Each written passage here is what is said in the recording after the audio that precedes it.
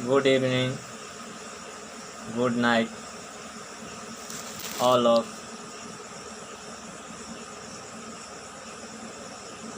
my friend। सवाल है जज्बात की।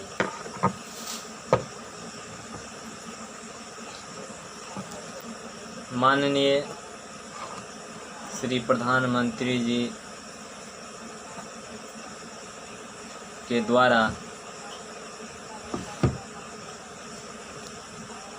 जो उनके विभाग के अंतर्गत कार्य संचालित है, उनमें प्रत्यक्ष प्रमाण देखने को मिला है, लेकिन राज्य सरकार के द्वारा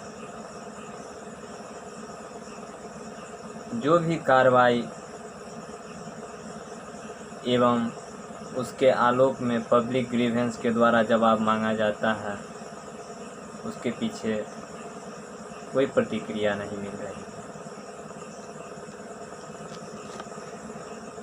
स्पष्ट देखने को मिला है माननीय प्रधानमंत्री जी के विभाग के द्वारा जब हमने 27/6/2020 को पीएमओ ऑफिस में एक ग्रीवेंस डाला। यह मामला अनुदेशक बहाली से संबंधित था, लेकिन इतनी तीव्रता आज तक हमने अपने लाइफ में नहीं देखा। इतनी तीव्रता के माध्यम से हमारे राज्य के अंतर्गत हमारे विभाग तक कागजात पहुंच जाए। कौन कहता है कि भारतीय जनता पार्टी काम नहीं करती? आप सही मायने से देखिए, मैं आप बीती बताता हूँ, निष्पक्ष मिले या न मिले, मेरा अधिकार मिले या न मिले, लेकिन एक चीज़ तो ज़रूर देखने को मिला है कि मैंने बिहार सरकार के माध्यम से बिहार सरकार के विभाग से संबंधित जब अपने अनुदेशक बहाली प्रक्रिया का जवाब माननीय प्रधानमंत्री जी महोदय से मांगा, 7/7/2020 आज के दिन कार्यालय तक कागजात पहुंच चुका है, जबकि 27/6/2020 को मैंने आवेदन किया और 7/7/2020 भारत सरकार के घर बिहार सरकार के कार्यालय में संबंधित विभाग तक कागजात पहुंच गए। अब सवाल देखना यह है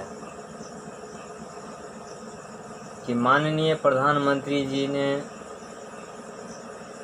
जो मुझे ईमेल के जरिए पत्र प्रेषित किया है, क्या इसकी प्रतिक्रिया का सही जवाब मुझे मिल सकता है?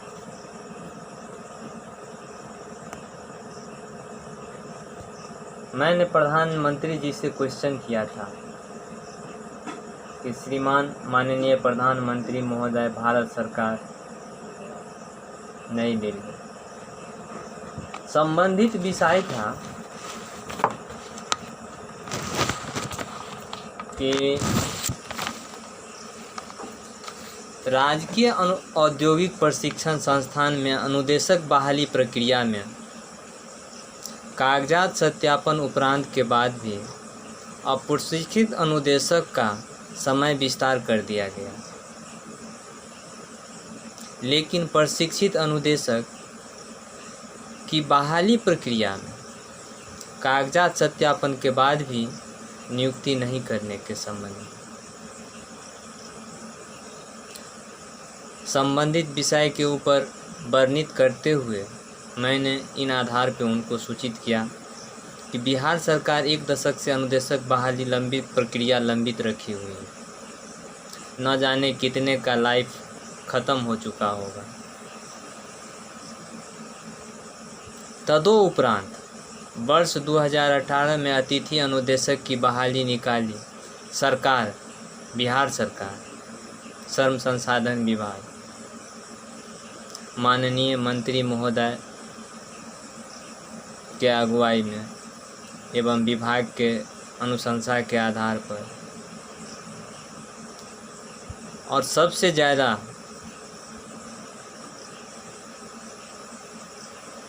अप्रशिक्षित अनुदेशक को रखे गए। उनमें कोई आयु सीमा नहीं रखी गई, उनको दैनिक देय के आधार पर रखा गया। तदोपरांत विज्ञापन संख्या 11334 LRD बिहार सरकार के श्रम संसाधन विभाग के अनुसार फिर अतिथि अनुदेशक की बहाली निकाली गई।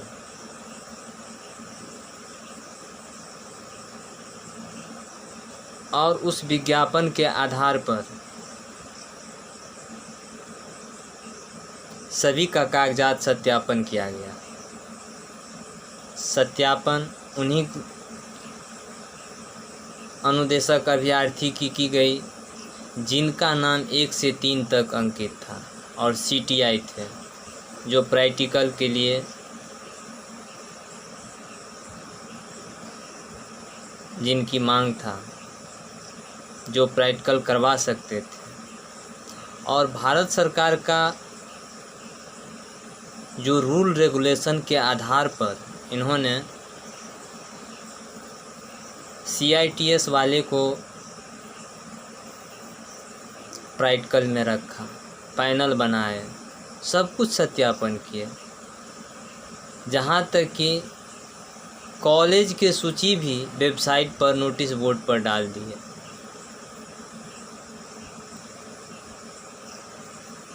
और आज तक हमारी सरकार हम लोगों की व्यथा नहीं सुनी। क्या ज़रूरत था, जब उनको नौकरी नहीं देनी थी तो क्यों कागजात सत्यापन कराया? क्यों अतिथि अनुदेशक के बहाली के पद पर आवेदन करवाए? कहीं न कहीं इसमें पेच है, या तो विभाग का पेच हो या मंत्रालय का पेच हो। क्यों नहीं अधिकार बन जाएगा उनका, जो पहले से अतिथि के तौर पर काम कर रहा? एक तरफ आप अतिथि को हटाकर दूसरे तरफ अतिथि को रख रहे हैं। एक तरफ अनट्रेंड को रखकर एक तरफ ट्रेंड को हटा रहे हैं।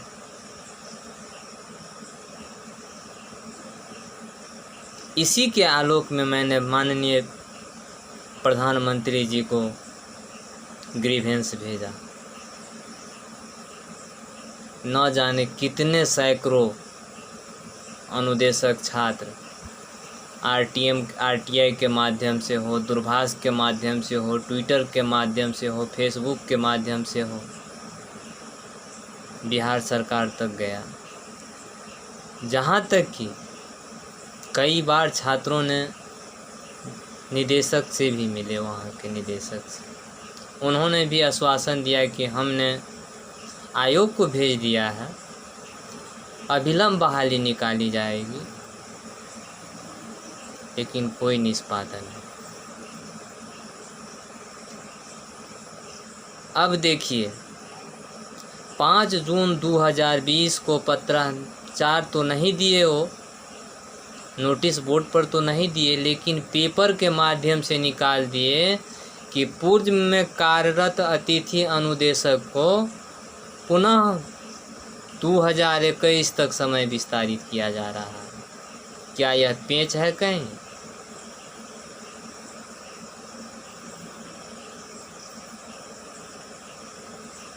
याद आना चाहिए मंत्री महोदय जी को, जिनका कल जन्म दिवस था।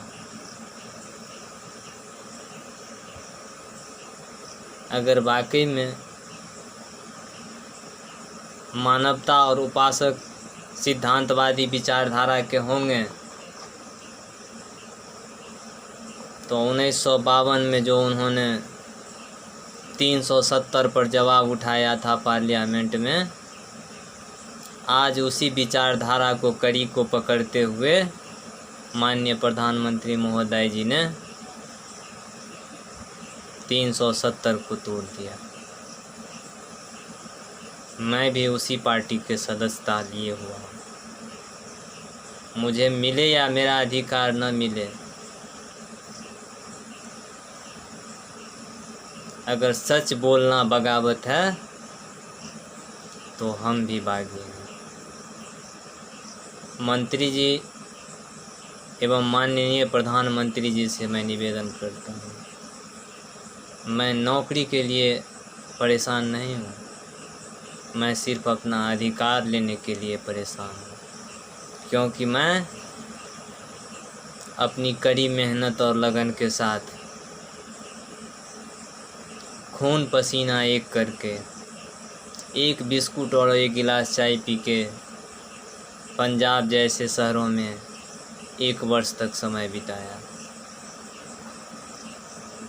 और वहाँ मैंने CITS की प्रशिक्षण ली, जो भारत सरकार द्वारा संचालित है, और प्रशिक्षण में उत्तीर्ण हुआ। वहाँ भी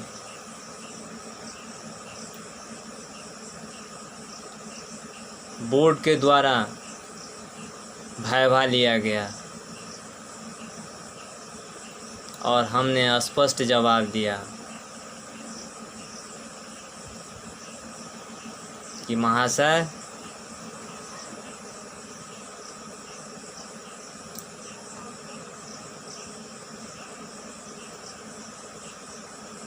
और कुछ से तो मैं बहुत खुश हूँ, लेकिन एक बात से ज़रूर तकलीफ़ होता है कि जब रोड पर घूमने निकलते हैं तो यहाँ के जन समूह कहते हैं कि भैया आया है, भैया। वहाँ के स्टूडेंट कहते थे भैया, वहाँ के जो ट्रेनिंग अभ्यर्थी थे अंतरात्मा से घृणा करते थे। वो कहते थे, ए बिहारी भैया, क्या तुम्हारे राज्य में ट्रेनिंग नहीं होता है? हमने उनको कहा कि ट्रेनिंग अगर हमारे राज्य में होते दोस्त तो हम आपके यहाँ क्यों आते? हमारे राज्य में ITI होता है तो हम आपके यहाँ ITI करने नहीं आते हैं। लेकिन तदोपरांत भी नंबर 1 उस ITI कॉलेज के संस्था में मेरा नाम दर्ज है कि अगर बिहार का कोई बच्चा जाता है या मेरे साथी जाते हैं प्रशिक्षण लेने के लिए तो वहाँ का प्रिंसिपल कहता है कि नहीं, बिहार के बच्चा में भी वो गुणवत्ता देखने को मिला है जो दिलीप कुमार यादव ने दिखा के गया है यहाँ से। मैंने बोर्ड के सामने न उन प्रशिक्षण संस्था के प्रिंसिपल को झुकने दिया, न अपने साथियों को झुकने दिया। जब मेरा डेमोस्ट्रेशन प्लान और लेसन प्लान चल रहा था तो मैंने स्पष्ट क्वेश्चन हमसे पूछा गया था कि क्या आप के बिहार में इस तरह की पढ़ाई होती है? हमने कहा था कि जी हाँ, होती है सर, क्योंकि मैंने मिथिला औद्योगिक प्रशिक्षण संस्थान में अनुदेशक के पद पर प्रशिक्षण दे रहा था और नो पे नो वर्क पे 101 वर्ष के लिए वहाँ गया था।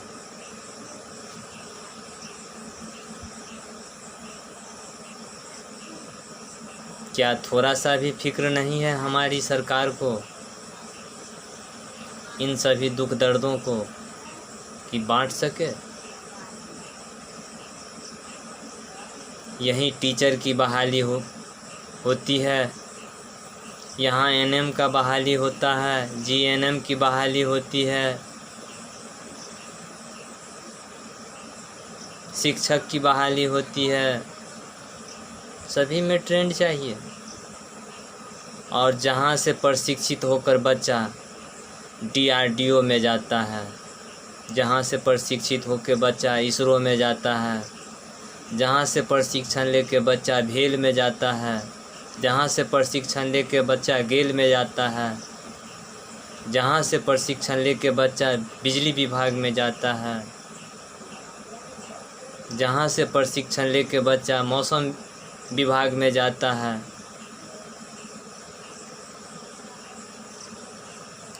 और अप्रशिक्षित के सहारे उन्हें पढ़ाया जा रहा है।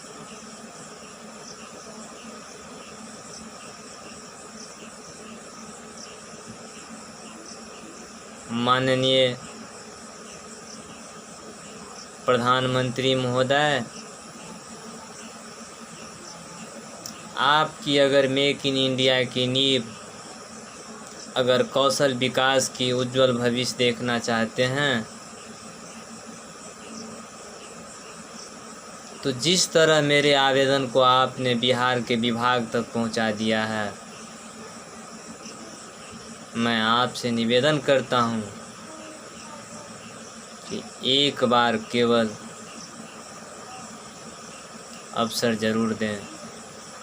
अगर मेरा अधिकार बनता हो तो मुझे एक बार मुझे अपने पद पर जाने दें। मैं आपको जरूर अपनी कला का, अपनी कौशल का एक नव उभरता हुआ नया इतिहास दिखाऊं। ये मेरा वादा है। और माननीय मुख्यमंत्री महोदय जी से भी मैं निवेदन करता हूं, और विभागीय मंत्री महोदय से भी, कि मैंने जिस संस्थान में प्रशिक्षण दिया है, जिस व्यवसाय से प्रशिक्षण दिया है, मेरा व्यवसाय मैकेनिक डीजल है, मेरा एक भी छात्र अभी बेरोजगार नहीं है। सभी प्रशिक्षणार्थी कहीं न कहीं अपने जीवन यापन में लगे हुए हैं और अच्छा खासा पैसा कमा रहे हैं।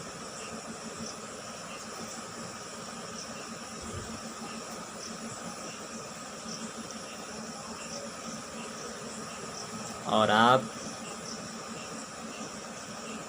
जहां बच्चे की उज्जवल भविष्य, अच्छा कौशल विकास देने के अनुरूप एक अप्रशिक्षित के सहारे संस्था चला रहे हैं, आपने सही निर्णय लिया था मंत्री महोदय। लेकिन फिर यह कैसा निर्णय आपने एकाएक ले लिया? क्या आपने यह नहीं सोचा कभी कि जिस पद को हम निरस्त कर रहे हैं उस पद पर पुनः दूसरे को नियुक्ति कर लें? ये आपकी सोची समझी साजिश थी, जिसके वजह से प्रशिक्षित युवा बेरोजगार भटक रहा है। जहां उज्जवल भविष्य की कामना होनी चाहिए, वहीं पर आज जरा एनसीवीटी के ड्राफ्ट लिस्ट देखिए कि बिहार के कितने % बच्चे सफल हो रहे हैं। जरा अपनी इतिहास देखिए बिहार के कि कितने आईटीआई प्रतिभाशाली बच्चे रेलवे में गए हैं और राज है देश में।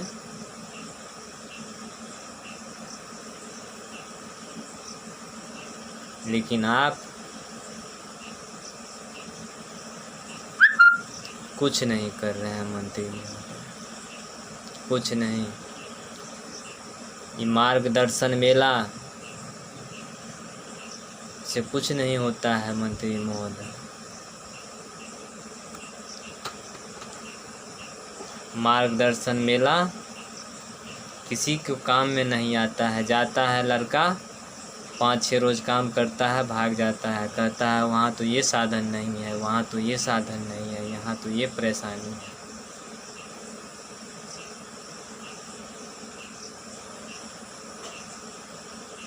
मेरे ज़िला में तो विकास का काम देखने को मिला है।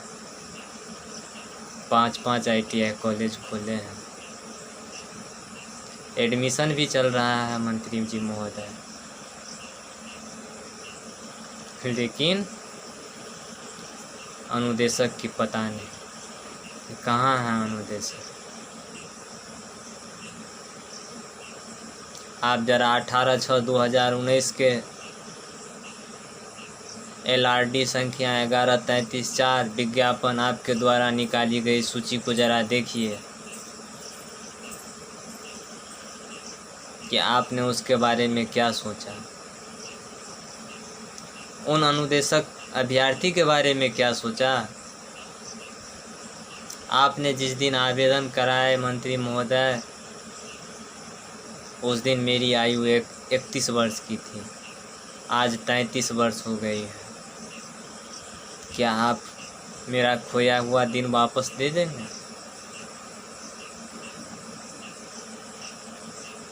क्या मैंने जो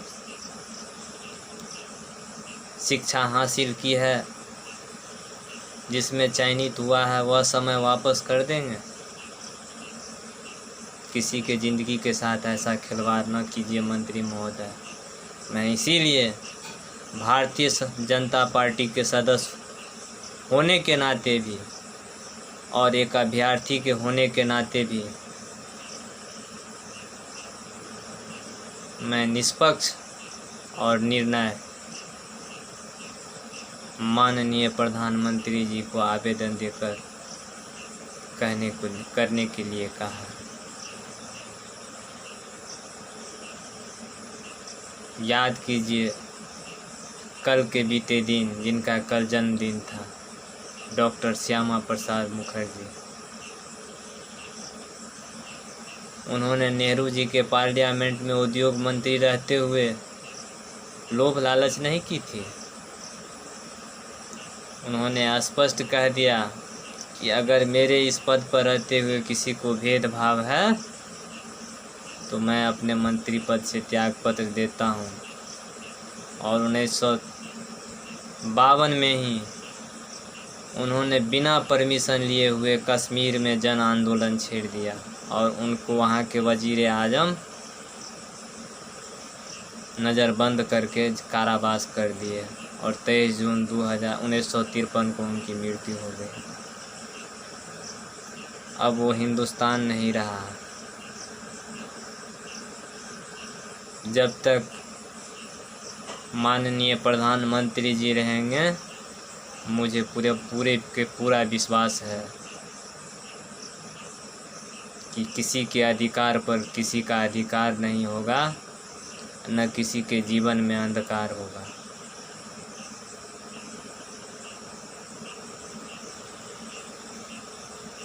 क्योंकि संस्कृति का झलकता हुआ चिन्ह और जलता हुआ दीपक सभी को नसीब नहीं होता।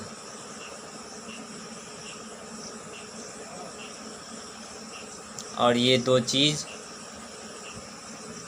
पे साक्षात गॉड का अंश होता है।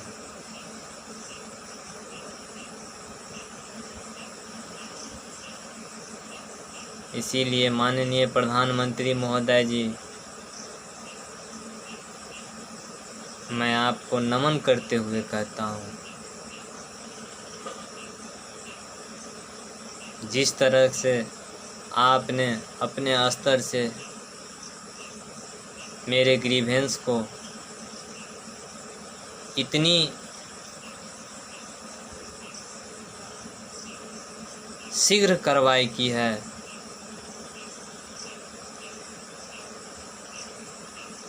यदि यह सफलता मिलती है मुझे,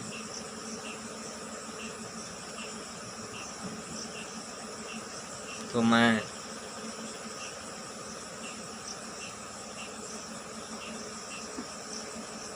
एक छोटा सा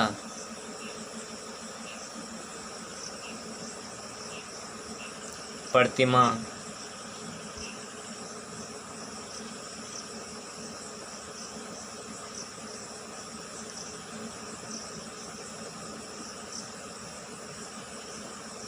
डॉक्टर कलाम साहब का बनाऊंगा।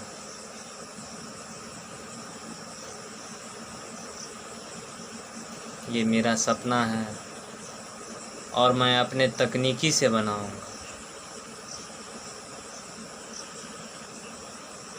जय हिंद, जय भारत,